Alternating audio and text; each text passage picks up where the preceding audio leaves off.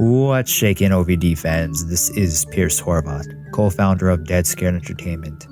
Raquel and I are so glad to have you listening to each and every episode of O Verda Darano, and would greatly appreciate it if you'd give us a 5-star rating and leave a positive review on whatever platform you tune in from. This will help us reach more fantastic fans just like you and make the shadows just that much more friendly.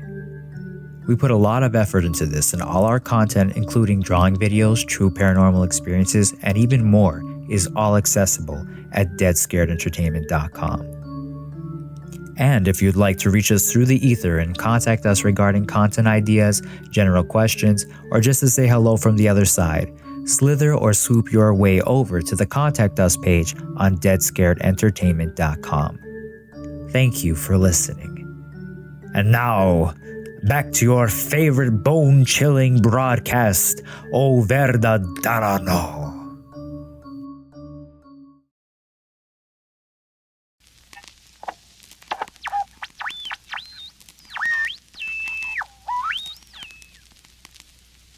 Dead Scared Entertainment takes pleasure in presenting O Verda Darano, a journey into the phantasmagoric lands of folklore, literature, theater, and film.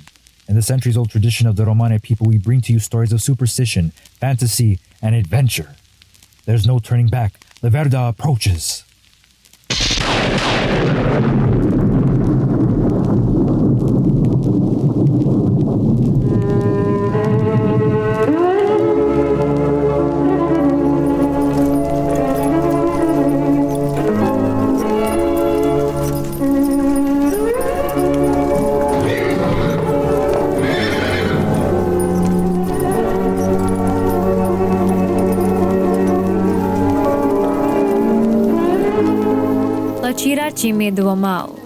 Good evening, friend. I'm Macabre.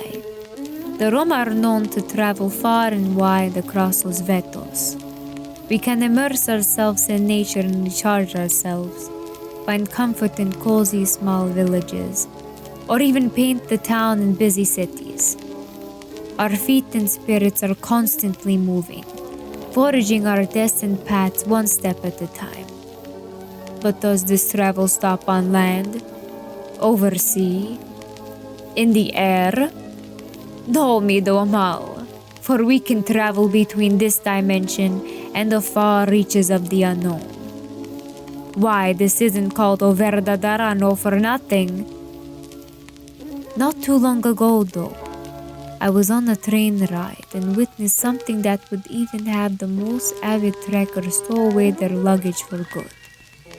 It involved a darling little boy, his precious baby sister, and their caring mother. It all occurred like this. O Verda Darano proudly presents The Witch by Shirley Jackson.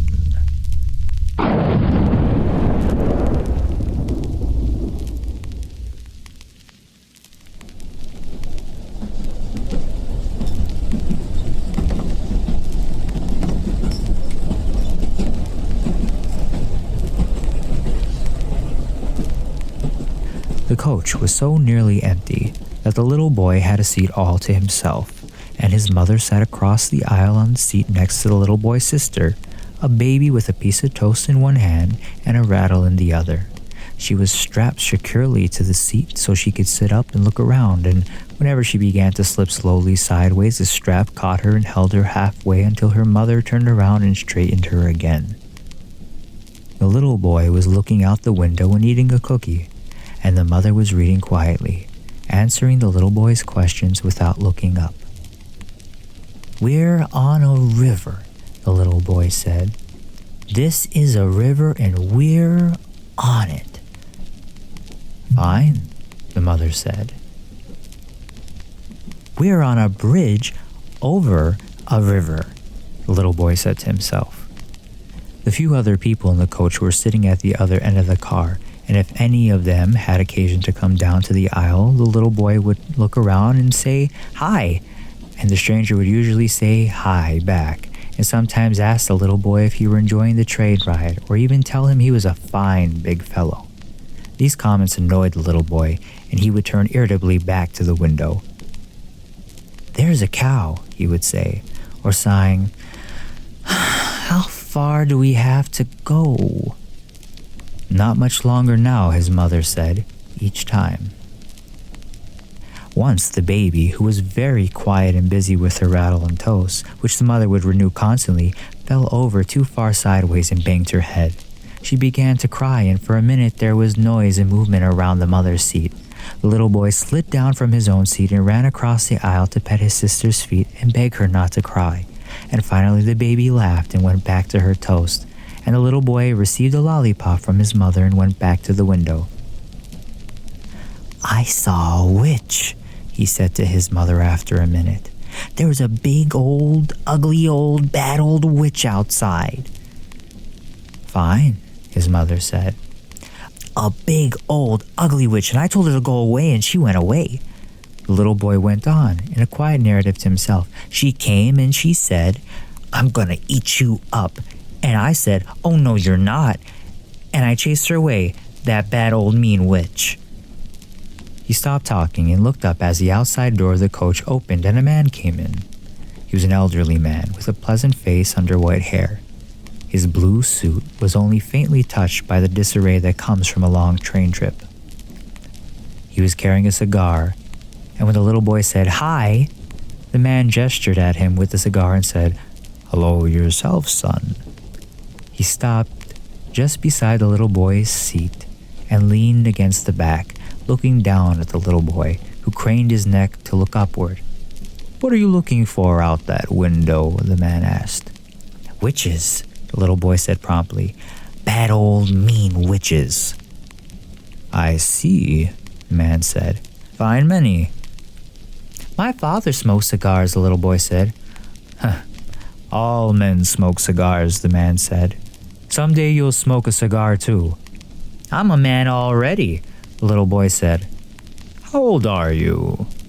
The little boy, at the eternal question, looked at the man suspiciously for a minute and then said, 26, 840-80. His mother lifted her head from the book. 4, she said, smiling fondly at the little boy. "Is that so?" the man said politely to the little boy. 26. He nodded his head at the mother across the aisle. Is that your mother?" The little boy leaned forward to look and then said, "Yes, that's her." "What's her name?" the man asked. The little boy looked suspicious again. "Mr. Jesus," he said. "Johnny," the little boy's mother said. She caught the little boy's eye and frowned deeply. "That's my sister over there," the little boy said to the man. "She's 12 and a half." "Do you love your sister?" the man asked. The little boy stared, and the man came around the side of the seat and sat down next to the little boy. "Listen," the man said. "Shall I tell you about my little sister?" The mother, who had looked up anxiously when the man sat down next to her little boy, went peacefully back to her book. "Tell me about your sister," the little boy said. "Was she a witch?" "Maybe," the man said. The little boy laughed excitedly, and the man leaned back and puffed at his cigar. "Once upon a time," he began, "I had a little sister, just like yours." The little boy looked up at the man, nodding at every word. "My little sister," the man went on, "was so pretty and so nice that I loved her more than anything else in the world. So shall I tell you what I did?" The little boy nodded more vehemently, and the mother lifted her eyes from her book and smiled, listening. "I bought her a rocking horse and a doll and 1,000,000 lollipops," the man said. "And then I took her and put my hands around her neck and pinched her, and I pinched her until she was dead." The little boy gasped, and the mother turned around, her smile fading. She opened her mouth and then closed it again as the man went on. "And then I took and I cut her head off, and I took her head." "Did you cut her all in pieces?" the little boy asked breathlessly. "I cut cut off her head and her hands and her feet and her hair and her nose," the man said, "and I hit her with a stick and I killed her." "Wait a minute," the mother said, but the baby fell over sideways just at that minute, and by the time the mother had set her up again, the man was going on. "And then I took her head and I pulled out her hair and—" "Your little sister?" the little boy prompted eagerly. "My little sister," the man said firmly, "and I put her head in a cage with a bear, and the bear ate it all up." "Ate her head all up?" the little boy asked. The mother put her book down and came across the aisle. She stood next to the man and said, "Just what do you think you're doing?" The man looked up courteously and she said, "Get out of here." "Did I frighten you?" the man said. He looked down at the little boy and nudged him with an elbow, and he and the little boy laughed. "This man cut up his little sister," the little boy said to his mother. "I can very easily call the conductor," the mother said to the man. "The conductor will eat my mommy," the little boy said. "We'll chop her head off." "And little sister's head too," the man said. He stood up, and the mother stood back to let him get out of the seat. "Don't ever come back to this car," she said. "My mommy will eat you," the little boy said to the man. The man laughed and the little boy laughed, and then the man said, "Excuse me," to the mother, and went past her out of the car.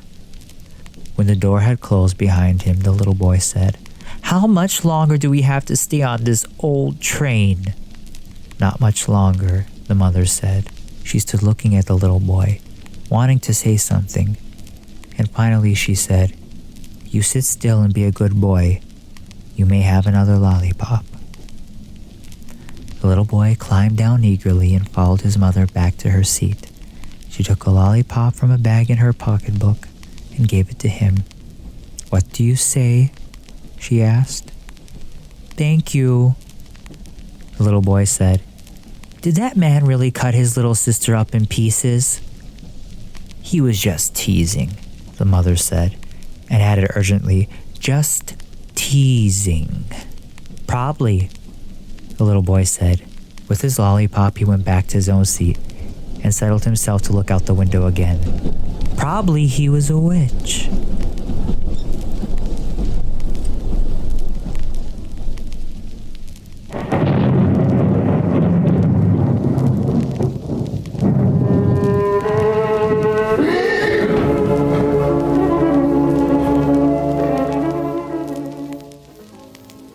I remember distinctly being told growing up never to talk to strangers. After that story, I think it still rings true. As big of a smile as they may have, or how dapper they may be dressed, there is always the chance to happen upon a wolf in sheep's clothing, a monster among men, or in this case, a witch. And I must say, he was quite a brave chavado. Naive, but brave. Luckily his mother was around, no? And the even bigger question that lingers on is, did the old man really kill his sister? Cut her up and fed her piece by piece to a bear? What do you think? I can surely bet you're trying your hardest now to remove that image from your mind. Some things we can never forget though, like a wonderful train ride, or a twisted old man who happened to sit down for a chat. Wherever your travels take you, whether it be delightful or dangerous, remember these words, Midoamal. Gia kormangav tuke baktolotrom, breko tunyaripe. Till then, I wish you safe travels through the darkness.